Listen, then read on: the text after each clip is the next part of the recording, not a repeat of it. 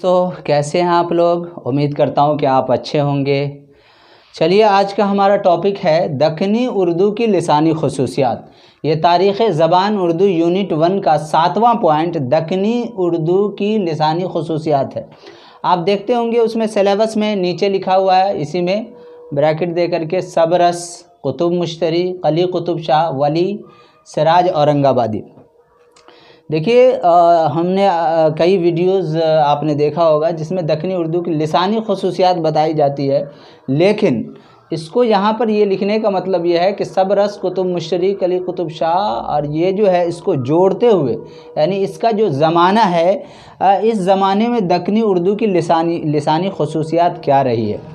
तो हम आज के टॉपिक में सबरस जो किताब है, कुतुब मुश्तरी और ये जो सारी चीज़ें हैं पूरी तफसील के साथ हम गुफ्तगू आपसे करेंगे।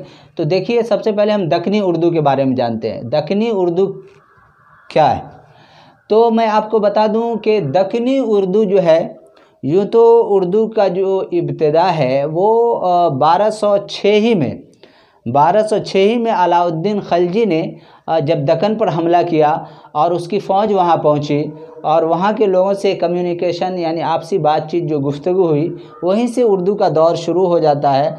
उसके बाद जो है आपको ये उर्दू तकरीबन यहाँ शुमाल में यानी उत्तर में 100 साल तक, शुमाल में 100 साल तक रहने के बाद ये दक्कन चली जाती है और वहाँ जो है इस ज़बान को हिंदुई ज़बान या हिंदी ज़बान कह के पुकारी जाती है और एक जो इसको दक्कनी उर्दू के नाम से भी जाना जाता है। इस ज़बान को दक्कनी उर्दू भी कहा जाता है।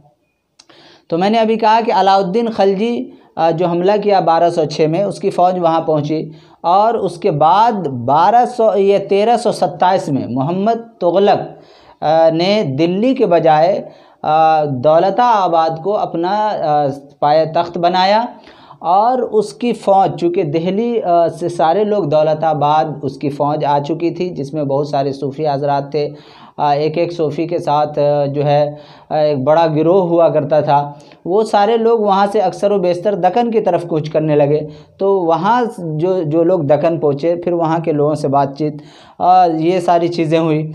उसके बाद जो है मोहम्मद तुगलक ने जब जो है दक्कन वग़ैरह पे फ़तह हासिल कर ली और कब्ज़ा कर लिया, फिर वहाँ कुछ लोगों को जो है उन्होंने अमीर बनाया, 100 गांव दे करके कि आप वहाँ के अमीर रहेंगे। तो उन्हीं में से एक अमीर में से जो है वो अमीर अलाउद्दीन नाम का अमीर अलाउद्दीन बहमन शाह जो है उन्होंने बगावत कर दिया और जो है मोहम्मद तुगलक के साथ ख़िलाफ़ जो है बगावत कर दिया और फिर जो है अपनी सल्तनत उन्होंने कायम की, जिसको बहमनी सल्तनत कहा जाता है। ये बहमनी सल्तनत जो है खूब फली इसमें जो है उर्दू ज़बान का फ़रोग़ हुआ। आप देख रहे हैं बहमनी सल्तनत में भी जब इख्तलाफ हुआ तो फिर वो 5 सल्तनत उससे वजूद में आए। एक है बरीद शाही, दूसरा इमाद शाही, तीसरा निज़ाम शाही और चौथा है आदिल शाही और 5वां है कुतुब शाही। तो ये तीनों का बहुत मुख्तसर मिलता है, उसमें कोई बड़ा कारनामा नहीं है। लेकिन दो जो सल्तनत जो आदिल शाही और कुतुब शाही, ये जो है इसमें उर्दू अदब का बहुत बड़ा काम हुआ है। आप देख रहे हैं कि आदिल शाही जो है ये बीजापुर में कायम हुआ था 1490 में। 1490 में आदिल शाही बीजापुर में कायम हुआ था। यूसुफ आदिल शाह ने इसकी बुनियाद रखी थी। इसी सल्तनत में से एक बड़ा बादशाह इब्राहिम आदिल शाह सानी भी गुज़रे हैं। ये इब्राहिम आदिल शाह सानी ख़ुद शायर थे, कई नज़म, कई गीत इन्होंने लिखा है। गीतों का एक मजमुआ है, इनकी किताब का नाम है किताब नौरस। किताब नौरस ये इब्राहिम आदिल शाह सानी की तसनीफ़ है जो इन्होंने लिखा है। ज़ाहिर सी बात है, जब बादशाह शायर होगा तो उसके रियाया भी तो शायर होंगे। तो इन्होंने शेर व शायरी को अपनाया और उर्दू ज़बान व अदब में काफ़ी जो है इसकी सरपरस्ती की और इसको खूब फैलाया। तो इब्राहिम आदिल शाह सानी के दौर में यानी उनका जो दौर था उसमें बहुत सारे शोरा हुए, लेकिन 3 शोरा को बहुत मकबूलियत हासिल हुई। उसमें मशहूर शोरा 3 कौन कौन से हैं?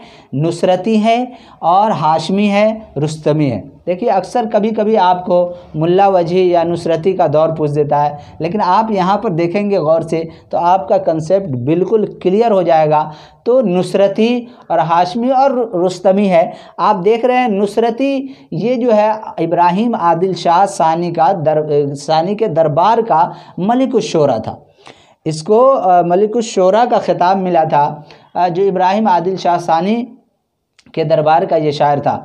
नुसरती ने 2 किताब जो मशहूर लिखी है, मसनवी की किताब, वो है, एक है गुलशन इश्क और दूसरा है अली नामा।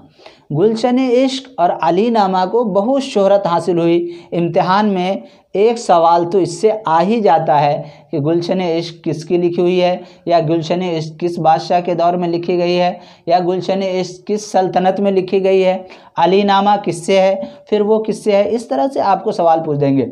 तो गुलशन इश्क भी मसनवी है और अली नामा भी मसनवी है, जो नुसरती ने इसको लिखा है, और ये इब्राहिम आदिल शाह सानी के दरबार का शायर है। इसके बाद जो है हाशमी, ये भी बड़ा शायर है। इन्होंने एक किताब, मसनवी किताब लिखी है, यूसुफ ज़ुलेखा। देखिए ये सारी किताब जो है ना, इसी में आपको लिसानी खुसूसियात जो मैं इसके बाद बताऊंगा वो दिखेगा इस सारी किताबों में, इसी दौर में। तो यूसुफ ज़ुलेखा ये मसनवी किताब है। आगे रुस्तमी, इनकी एक मशहूर किताब मसनवी है, वह खाविरनामा। तो ये चीज़ें आपको पूछ देगा कि भाई यूसुफ ज़ुलेखा मसनवी है या फिर नसर की, या इस तरह से पूछ देगा नज़म है या मसनवी है, दास्तान है क्या है, गुलशन इस दास्तान की किताब है या मसनवी है। ये सारे इस तरह के सवाल आ सकते हैं। तो ठीक है, इसके बाद देखिए आप ये देख रहे हैं कि इसके बाद का जो दौर आता है वो है कुतुब शाही दौर, यानी आदिल शाही की सल्तनत बीजापुर में कायम हुआ था, और इसका जो है 1512 में कुतुब शाही दौर की बुनियाद रखी जाती है गोलकोंडा में। तो ये जो है इसके बानी कली कुतुब शाह हैं, इसका तखल्लुस मानी लगाते हैं। कली कुतुब शाह इसके बानी है, यानी कुतुब शाही की बुनियाद यही रखते हैं। ये 5वां बादशाह है जिसने हैदराबाद शहर को बसाया था। हैदराबाद शहर को 1611 में इन्होंने बसाया था। तो ये कुतुब शाही दौर के जो मशहूर शोरा, इसमें भी बहुत सारे शोरा हुए, लेकिन जो मशहूर शोरा हैं वो 3 को कहा जाता है। एक है मुल्ला वजही, मुल्ला असदुल्ला वजही, इब्न निशाती और गवासी।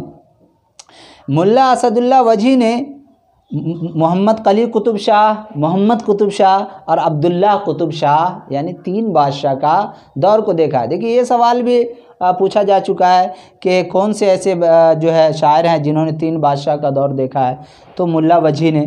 फिर आपको पूछ देगा कि मुल्ला वजही किस बादशाह के दौर में ये शायर था।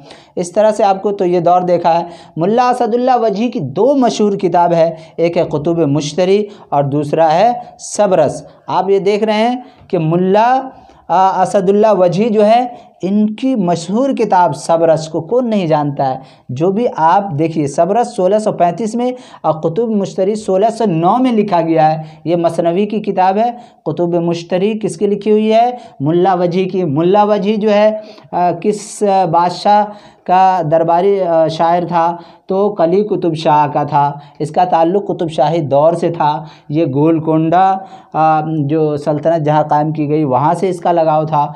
तो ये है, आपको ऑप्शन में ये तीनों भी दे सकते हैं कि कुतुब शाह, ये इस तरह मोहम्मद कुतुब शाह के दौर का।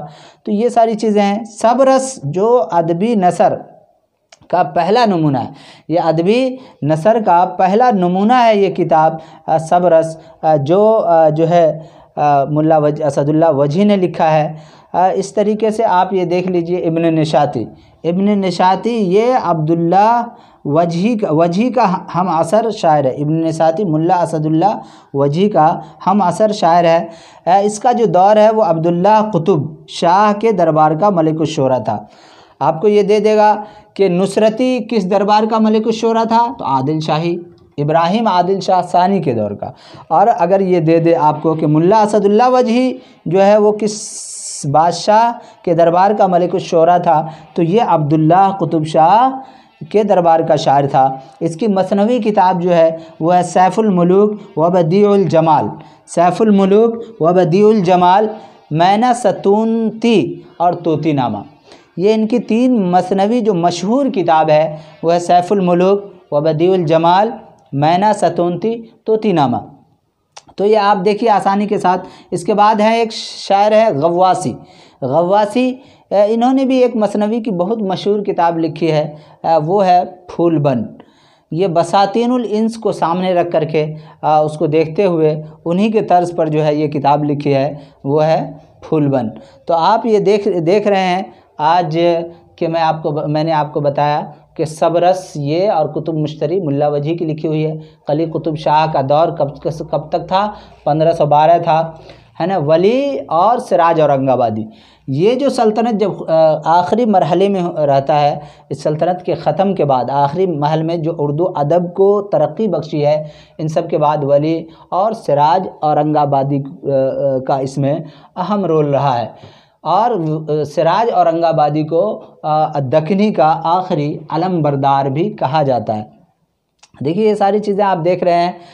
इस पर अब मज़ीद में आप बात करूंगा तो इसी की बातें होंगी। जो बातें थी खुलासा मैंने लिख करके आपको बता दिया है। मज़ीद आप किताब को देखें। देखिए अगर आपको कोई दिक्कत हो तो हमारा कॉन्टेक्ट नंबर है 9162723154, ये व्हाट्सएप नंबर भी है। आप इस पर लिख करके अपने मशवरा से भी नवाज सकते हैं, जो कमियां हो वो भी आप बता सकते हैं। इंशाल्लाह आपकी बात को सुनी जाएगी और फिर उस पर अमल करते हुए अगले वीडियो में मैं पूरी भरपूर आपके मुताबिक जो है उसको लाने की कोशिश करूँगा। तो ये चीज़ आप देख रहे हैं। खुलासा कलाम इसका ये है कि ये पौधा यानी उर्दू का जो पौधा है, ये आपको अलाउद्दीन खलजी जो 1206 में दक्कन की तरफ जो रवाना हो जाता है, ये उसी वक्त दक्कन में इसकी बुनियाद यानी बीज रोप दिया जाता है। लेकिन ये बहमनी दौर में आकर के ये तनावर हो जाता है और काफ़ी मज़बूत हो जाता है।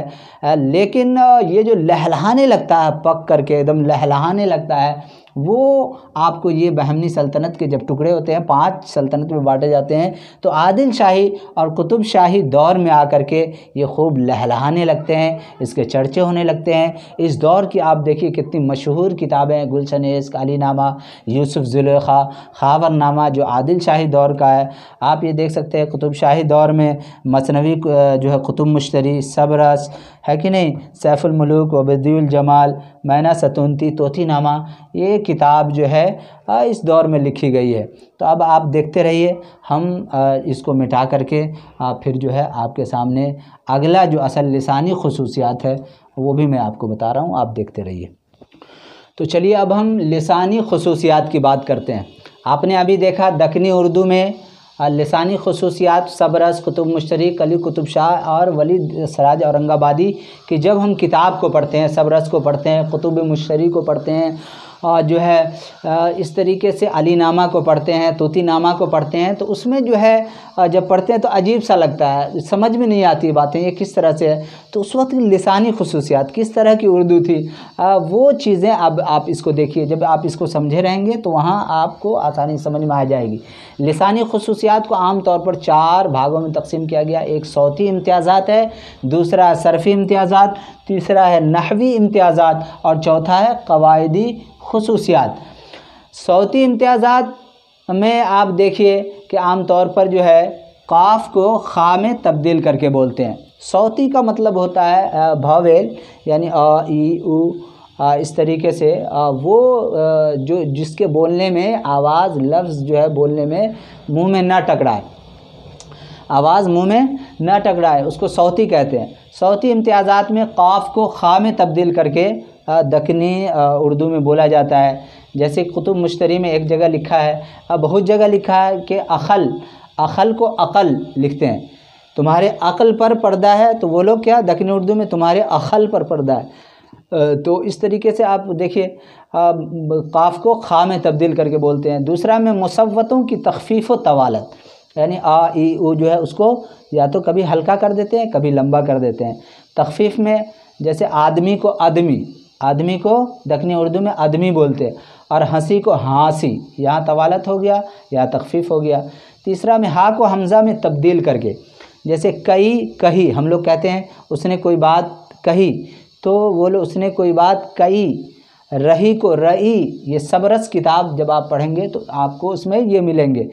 तो ये चीज़ काफ को खा में तब्दील करके, सब आवाज़ को लंबा और जो है तखफीफ करके, हा को हमज़ा में तब्दील करके। सर्फ़ इम्तियाज़ात, सर्फ़ में अल्फाज की तब्दील, अल्फाज में बढ़ा चढ़ा किया जाता है। तो सर्फ़ इम्तियाज़ में जो अल्फाज मुसम्मतों पर, यानी कॉन्सोनेंट, जिसके बोलने में आवाज़ मुँह में टकराए, तो अल्फाज मुसम्मतों पर ख़त्म होते हैं, उनकी जमा बिलउमूम अलीफ नून के इजाफे से बनाई जाती है। जैसे दुश्मन, या तुम्हारा दुश्मन तुम्हारे पीछे लगा हुआ, तो दक्कनी उर्दू में तुम्हारे दुश्मना तुम्हारे पीछे, अलीफ नून, ये जो दुश्मन जो लफ्ज़ है उसमें अलीफ नून को बढ़ा दिया जाता है। ये दक्कनी उर्दू में सर्फ़ इम्तियाज़ में देखा जाता है। कली कुतुब शाह की किताब में आपको ये मिलेंगे। नहवी इम्तियाज़ात में आप देखिए, फ़ेल की फ़ाइल के साथ मुताबिकत, लड़का रोटियां खाया, लड़की आमा खाई, तो ये लड़का फ़ाइल है और खाया फ़ेल है। तो लड़का खाया, क्या रोटियां, यहाँ अल्फाज जो है देखिए, रोटी से रोटियां, यहाँ जो है सर्फ़ इम्तियाज़ात देखने को मिल रहा है। और लड़का खाया, लड़की खाई, तो फ़ेल का फ़ाइल से जो है लड़की, आम से आमा खाई, ये फ़ेल फ़ाइल का जो है मुताबिकत देखने को मिलता है। क़वाइदी ख़ुसूसियात में कभी सिफ़त में, कभी हर्फ़ में, इसम के अलावा सिफ़त, हर्फ़ और इमदादी अफ़आल भी बतौर जमा इस्तेमाल किए जाते हैं। जैसे काली एक सिफ़त है, ऐसा लफ्ज़ है काली जिसमें सिफ़त दिखाई दे रहा है। गोरी ये सिफ़त है, तो दक्कनी उर्दू में इसको लड़की काली है नहीं, लड़की कालियाँ हैं, दक्कनी उर्दू में ऐसे बोला जाता था। लड़की गोरियाँ हैं, इस तरह है कि नहीं सिफ़त में। और हर्फ़ में की जगह क्या, उसकी चाबी, या उसकी किताब मेरे पास, तो उसकियाँ किताब मेरे पास। इस तरह से जो है आपको लिसानी ख़ुसूसियात में जो है देखने को मिलेंगे। सौती इम्तियाज़ात, सर्फ़ी इम्तियाज़ात, नहवी इम्तियाज़ात, क़वाइदी ख़ुसूसियात आपको जो है ये जो है लिसानी ख़ुसूसियात में देखने को मिलेंगे। तो दक्कनी उर्दू के बारे में मैंने तफसील से बतलाई। लिसानी ख़ुसूसियात का मैंने ये बताया। लिसानी ख़ुसूसियात में दक्कनी उर्दू में तो 4-5 सवाल पूछते ही हैं हर साल, लेकिन लिसानी ख़ुसूसियात में इसमें से आता भी है, नहीं भी आता है, बहुत कम देखने को मिला है। बहरहाल कभी पूछ भी दिया जा सकता है, पूछा जो चीज़ नहीं आता वो आ भी जाता है।